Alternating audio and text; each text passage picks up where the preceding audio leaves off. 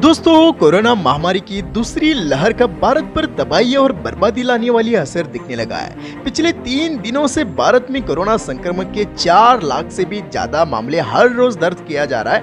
इस महामारी के कारण बीते 7 दिनों से हर रोज औसतन 3007 से भी ज्यादा लोगों की मौतें हो रही है। और साथ ही जॉन्स हॉपकिंस यूनिवर्सिटी के डैशबोर्ड के अनुसार महामारी की शुरुआत से इस वायरस से अब तक देश में 2.22 करोड़ से ज्यादा लोग संक्रमित हो चुके हैं और 2.42 लाख से भी ज्यादा लोगों की मौत हो चुकी है।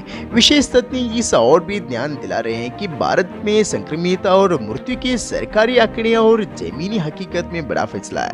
भारत में महामारी की दूसरी लहर को कई पहलुओं से जोड़कर देखा जा रहा है। और पहला तो ये आंकड़े ठीक से इकट्ठा नहीं किया गया और सरकार ने हकीकत को नजरअंदाज करते हुए उसे खुशी से स्वीकार कर लिया। दूसरी वजह ये रही कोरोना वायरस का एक नया वेरिएंट उम्मीद और सोच से कई ज्यादा घातक रहा। और तीसरी वजह ये थी कि देश में चुनाव का मौसम था, कुंभ आयोजित किया गया और ये सब कुछ कोविड प्रोटोकॉल को किनारे रखते हुए किया गया। अब ये साफ है कि देश की आबादी का बड़ा हिस्सा एक मानवीय संकट का सामना कर रहा है। दोस्तों, देश में 1.4 अरब की आबादी रहती है, यानी दुनिया का हर छठा आदमी हिंदुस्तानी है। आगे हम कुछ उन बातों को समझने की कोशिश करेंगे जिससे दुनिया की अर्थव्यवस्था भारत के संकट से अछूता नहीं रह सकती है। भारत दुनिया की 5वीं सबसे बड़ी अर्थव्यवस्था है और विश्व के आर्थिक विकास में इसका महत्वपूर्ण योगदान रहता है।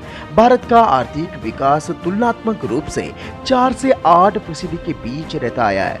उसके पास दुनिया का एक बहुत बड़ा बाजार है। यहाँ तक कि महामारी के आने से पहले साल 2020 के शुरू में विश्व मुद्रा कोष ने कहा था कि भारत के योगदान में कमी के कारण ही साल 2018 और 2019 में वैश्विक विकास में त्रुटि दी गई थी। साल 2020 के लिए IMF ने भारत की विकास दर को लेकर अपना पूर्वानुमान कम करके 5.8% कर दिया था। हालांकि IMF को भारतीय महाद्वीप से ज्यादा की उम्मीद थी। अब ऐसे लग रहा है कि साल 2020 में वैश्विक विकास की दर गिरकर 4% के पास रह गई है, जबकि भारत की विकास दर में लगभग 10% की गिरावट हुई है। और मित्रों, 2021 के लिए हर किसी को ये उम्मीद थी कि भारत और दुनिया की अर्थव्यवस्था फिर अपने पैरों पर खड़ी हो जाएगी, लेकिन अब इन अनुमानों पर पानी फिरता हुआ दिखाई दे रहा है। उदाहरण के लिए इन्वेस्टमेंट समूह नमूरा की चीफ इकोनॉमिस्ट सोनल वर्मा ने अनुमान लगाया कि भारत का सकल घरेलू उत्पादन मौजूद तिमाही में 1.5% सिकुड़ जाएगा। ब्राजील और दक्षिण अफ्रीका जैसे उभरती हुई अर्थव्यवस्थाओं भी भारत की तरह की संकट का सामना कर रही है। ऐसे में हम उम्मीद कर सकते हैं कि दुनिया के विकास पर भी इसका असर पड़ेगा।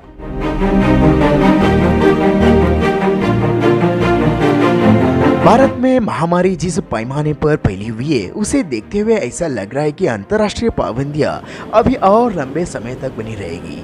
विश्व स्वास्थ्य संगठन की चीफ साइंटिस्ट सौम्या स्वामीनाथन के शब्दों में कहे तो कोरोना वायरस अंतर्राष्ट्रीय सीमाओं, राष्ट्रीयताओं या उम्र या फिर लिंग या फिर धर्म के आधार पर भेदभाव नहीं करता है।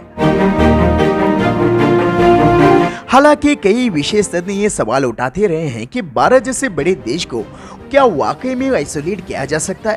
हाल ही में नई दिल्ली से हांगकांग के लिए रवाना हुई एक फ्लाइट के 52 पैसेंजर को कोरोना संक्रमित पाए गए थे। हम ये भी जानते हैं कि कोविड का भारतीय वेरिएंट पहले ही ब्रिटेन पहुंच चुका है, जबकि भारत में खासकर पंजाब में दूसरी लहर के ब्रितानी वेरिएंट को जिम्मेदार ठहराया गया था।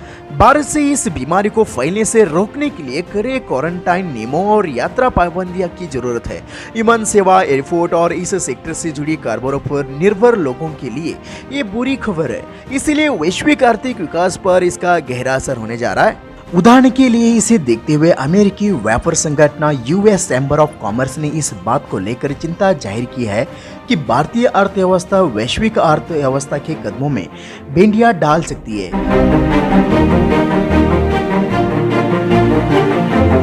दोस्तों, आकार के पैमाने के हिसाब से देखें तो भारत का दवा उद्योग दुनिया की तीसरी सबसे बड़ा फार्मा इंडस्ट्री है। पैसे के हिसाब से ये दुनिया का 11वां सबसे बड़ा उद्योग है। दुनिया भर में जितनी दवाओं का निर्यात किया जाता है उसमें 3.5% हिस्से का योगदान भारत से आता है और साथ ही जेनरिक दवाओं के मामले में वैश्विक निर्यात का 20% भारत से होता है। अगर भारत के दवा उद्योग के इस निर्यात पर किसी किस्म का संदेह पैदा हुआ तो दुनिया भर की स्वास्थ्य सेवाओं को इसके नतीजे भुगतने पड़ सकते हैं। मौजूदा हालत में भारत दुनिया के 70% वैक्सीन का उत्पादन करता है। विश्व स्वास्थ्य संगठन के वैक्सीन प्रोग्राम के तहत भारत की सीरम इंस्टीट्यूट ऑफ इंडिया को 64 गरीबी देशों के लिए एक्स्ट्राजेनेक वैक्सीन के उत्पादन का अधिकार दिया गया। इसके साथ ही सीरम इंस्टीट्यूट को ब्रिटेन के लिए 50 लाख खुराकों के लिए भी उत्पादन करना है। भारत के कोरोना संकट का यह मतलब हुआ कि या तो वैक्सीन के निर्यात को रोक दिया गया या फिर रद्द कर दिया गया है। इन समस्याओं को देखते हुए दुनिया के लिए जरूरी हो गया है कि भारत को मदद के लिए जल्द से जल्द कदम उठाए।